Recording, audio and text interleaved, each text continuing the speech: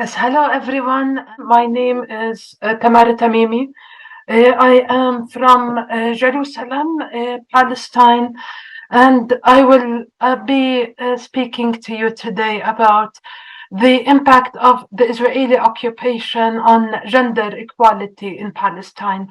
I'm a PhD student at Queen's University Belfast School of Law.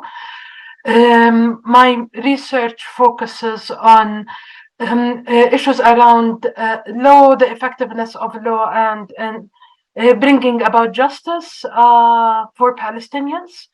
I'm also very passionate and work intensively in gender equality on Palestine, whether through academic research or consultancy work for Palestinian civil society organizations and international organizations. So, as I said, I will be speaking today about Sustainable Development Goal 5, which focuses on gender equality and how it is impacted by the Israeli occupation. Here, I would like to start by speaking about the how is gender equality weaponized by Israel to provide a cover for its mass atrocities against Palestinians. I argue basically that Israeli propaganda has many facets, but that two relevant facets of this are how Israel seeks to improve its own image, but also how it seeks to compromise the image of Palestinians to further propagate its narrative. In this sense, and regarding the first part on the improvement of Israeli image, I just name here a few examples. The first one of which is whitewashing Israel through invoking concepts of democracy, practices of democracy, the holding of continuous elections, and the enjoyment of civil liberties by Israeli citizens, quote unquote, here to advance Israel's image. But there's also greenwashing and how Israel uses environmental initiatives and initiatives that work that address climate change or and that advance a green economy, how they use that to improve their image before the world and focus on positive aspects of Israel instead of its occupation and settler colonialism and apartheid against Palestinians. There's also pinkwashing, for example, of Israel and the extensive propaganda that is associated with the relatively free expression of sexual identity, of sexual orientation and gender identity in urban centers, particularly in Tel Aviv. Of course, all of these, they do not look at Israel, how Israel discriminates inherently against Palestinian citizens of Israel within its own border who hold citizenship but live as second-class citizens in their own homeland. So these examples are always misleading, and they serve to curtail attention from Israel's, like I said, occupation, settler colonialism, and apartheid.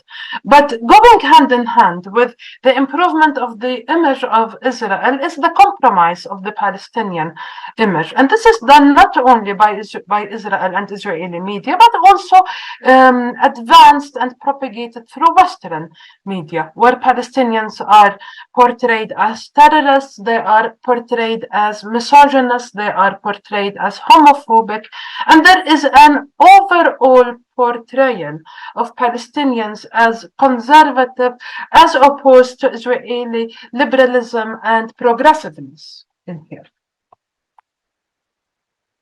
many of the things that are used to this and to show that Palestinians are underdeveloped, that Palestinians are conservative, that Palestinians are regressive on social issues, including gender equality specifically, uh, are key statistics for access to decision making and access to opportunity. For example, they will quote that the percentage of women in decision-making positions in the Palestinian Authority ministries, that only 12% of director generals are women, that only 6% of assistant undersecretaries are women, and that only 7% are deputy ministers. These are the decision-making positions in the Palestinian Authority hierarchy. They will also quote that the percentage of women ministers in the current 19th government of the Palestinian Authority stands at 14% only. They will say that women's participation in the labor force stands at 17.1%. This is in 2021, compared to 68.9% for men. They will say that in 2021 also, women's unemployment stood at 42.9% compared to 22.4% among men, which is almost double that of men. They will use all of these indicators to show how regressive and conservative Palestinian society is. I am not saying that there isn't conservatism in Palestinian society and that there isn't patriarchy and masculinity that are instrumental to address when it comes to addressing gender equality issues. But what I am saying is that this is misleading and it fails to recognize the impact of the Israeli occupation, the disproportionate impact on gender equality in Palestine. And to remedy this, I will show different examples of how of women's participation in different arenas. We have here this first picture to the left. We see Micheline Awad. This is a very famous picture of a Palestinian woman who was very active in the first Palestinian Intifada, which refers to the Palestinian uprising that started in 1987 until 1992, 1993, we can say. This woman was very active in the popular resistance that has characterized the First Intifada. On the left here, we see her picture in 1987, yet we continue to see her activism in 2021 with her carrying a Palestinian flag and marching to commemorate the memorial of the Palestinian and the occasion of the Palestinian Nakba, which refers to the ethnic cleansing of at least 750,000 Palestinians from their homeland in 1948 to make room for the creation of Israel, which also include the destruction and depopulation of 531 Palestinian villages. This is Micheline Awad in 2021 participating in a march to commemorate this event. Here, another picture here. It's another picture here, the one below in that has Palestinian flags and Palestinian women. This is a march on the occasion of the International Women's Day, representing the Palestinian national movement. We see here leading figures.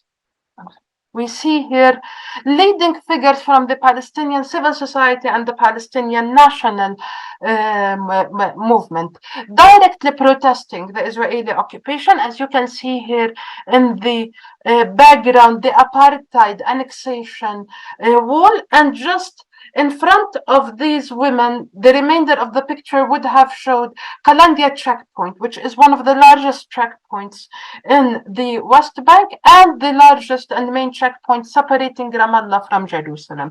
These women recognize that without ending the Israeli occupation, the struggle for gender equality in Palestine would remain impeded by the impact of the Israeli occupation, which I will get to in a bit. A different facet of women's participation. You will see here the candidates for the Ramallah municipality elections. This is the list called Manarat Ramallah. Here you will see that 5 out of 13 candidates are women. But also what would be interesting to know that the 4 first candidates of the 13 are women. So this is a woman-led list. Women are leading a municipality list. You will be also happy to know that this list garnered 29% of the vote, and as such has garnered 5 seats out of the 15 seats in the Ramallah municipality. 4 of these seats were occupied by women in here. So we see the very different facets for women's participation.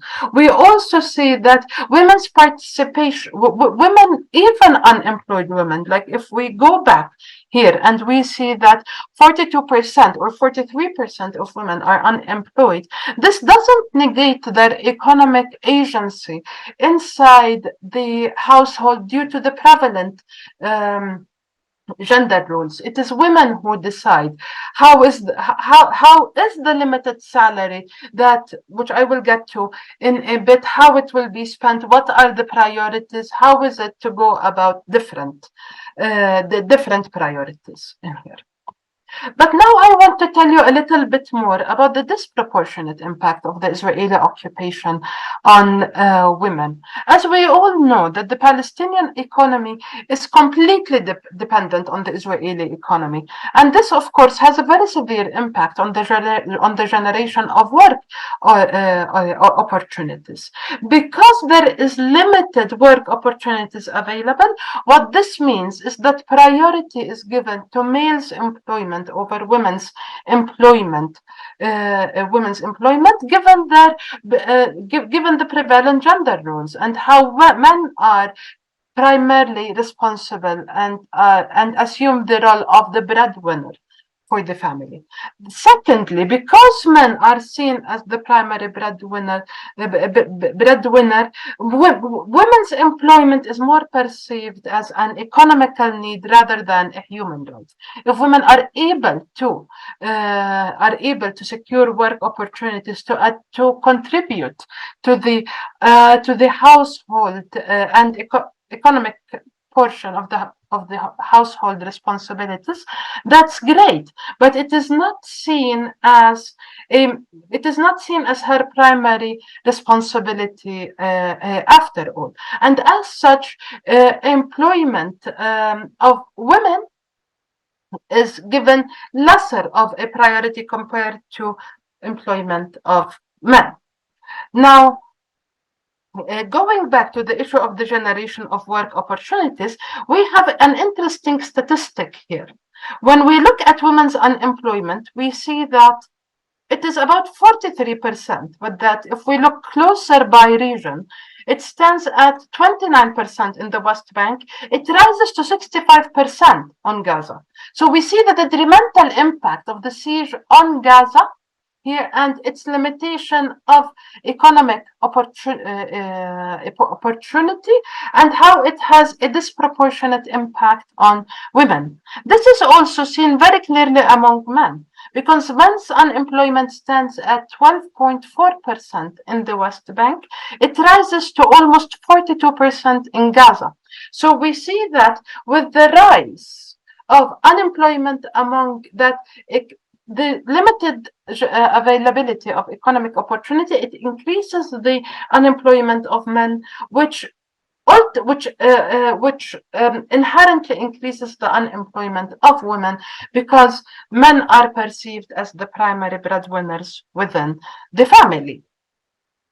Here, of course, we all know, I'm not saying that there isn't patriarchy and masculinity in Palestinian society, but I'm saying that economic empowerment of women is crucial to combat violence against women and advance women's political participation, and that the indicators we saw at the beginning could be directly related to the lack of women's economic empowerment. There is ample research showing the connection between these two factors in here.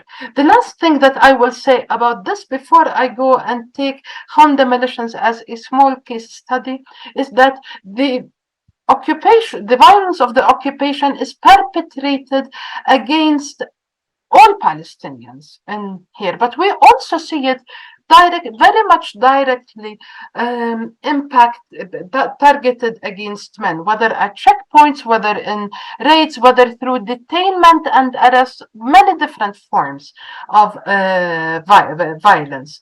But again, but as it is particularly targeted against men, it reinforces men's masculinity, which leads to the reproduction of the cycle of violence, where the stronger social group, in this case, the men, they exercise their authority and masculinity over the weaker social group. And here we're talking here about women and children. On the impact, the disproportionate impact of the structural violence by the Israeli occupation on women, I would take home demolitions as a case study. According to the United Nations Office of Coordination for Humanitarian Affairs, between 2009 and November 2023, Israel has carried out 10,077 demolitions that have resulted in the displacement of almost 15,000 Palestinians here. It is important to note that home demolitions have severe consequences that are observed at multiple levels. So, for example, in terms of living conditions, it leads when a house is demolished and a family is forced to relocate. They could be forced to relocate to an inadequate houses, to small houses that do not fit their belongings, to houses that have high humidity in them, or that lack sunlight and ventilation. Another set of impacts pertains to the economic situation, where many families have suffered severe deterioration in the economic situation after the demolition and moving to a rented house. Another set of factors pertain to the psychosocial well-being of women, whom many of which have reported increased stress and anxiety when they have to shoulder caregiving responsibilities in new surroundings and under difficult circumstances, whether difficult economic circumstances or difficult living conditions. Many of these women, particularly in Jerusalem, they do not have close relatives and family to dispel their distress and anxiety too, and so it bottles up and over time significantly impacts their psychosocial well-being. There's of course the psychosocial well-being of the family. Many families have been divided and scattered over several relatives' houses, which has led to immense instability. Children have also reported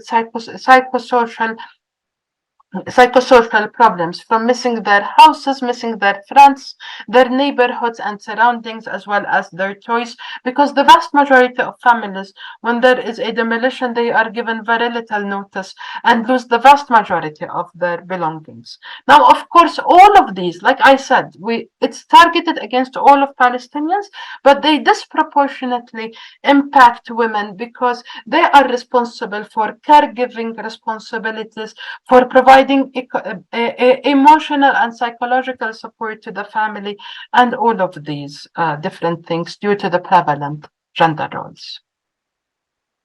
Thank you for this opportunity and for having me.